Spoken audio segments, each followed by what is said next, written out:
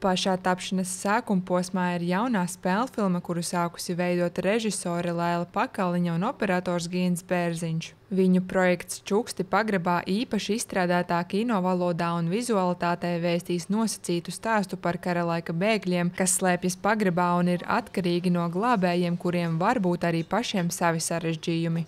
Tas tāds mūžīgs jautājums par normālajiem un ļaunajiem.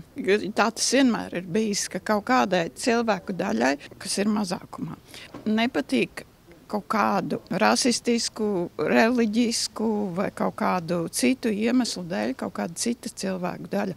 Un tieši tāpēc mēs negribam taisīt filmu par ļoti konkrētu vēstures situāciju. Tāpēc mums tur nav Otrais pasaules karš un vācu vai krievu armija, bet mums ir ļaunie un mums ir cilvēki. Lailas Pakaliņas filmas vienmēr ir mākslas notikumi, un tas, kā ir parādīts, stāv pāri tam, kas ir parādīts. Arī šī filma, līdzīgi kā Lailas Pakaliņas citas, būs monohroma, turklāt šī būs arī bez teksta. Jo tiklīdz kā kāds ierunātos, būtu skaidrs, teiksim, ļaunie, kas par tautību ir ļaunie. Mēs negribam teikt, ka tā ir viena tautība pret otru tautību, līdz ar to mums nav vārdu, un es domāju, ka bez vārdiem var iztikt.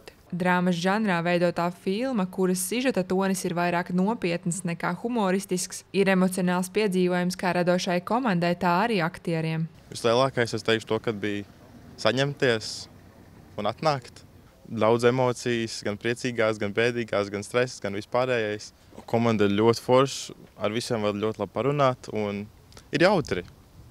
Tas filmēšanas process nav tikai nogurdinošs, bet arī jautrs. Jā, protams. Arī jauni paziņas tagad būs un vienkārši interesanti pavadīts laiks. Mums ir salīdzinoši maza komanda, 20 cilvēki. Patiesībā spēlfilmai tas nav daudz, bet visi ir brīnišķīgi, profesionāļi un principā tā ir gan arī kā tāda kamera filma, līdz ar ko tur vairāk cilvēkiem nebūtu arī vietas pie kadra. Un ļoti, ļoti draudzīga, ļoti profesionāla, brīnišķīga komanda un paldies Talsiem, Talsu novadam, visiem iesaistītajiem cilvēkiem, gan filmēšanas vietu ziņā, gan vispār jebkādas atsaucības, palīdzības ziņā, saskaņojuma ziņā.